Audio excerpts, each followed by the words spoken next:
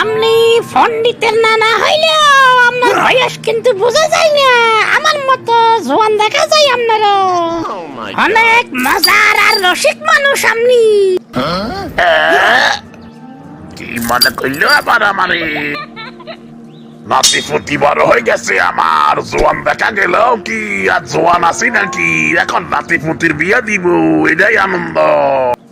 আমার নাতির বউয়ের আম্মা হইলে আপনি তো আমার মেয়ের মতো হন। সেই হিসাবে আপনারে একটা কথা বলি, বিয়ে শাদীর ব্যাপারে বাইরের মানুষের কথা অতিরিক্ত না শুনাই ভালো।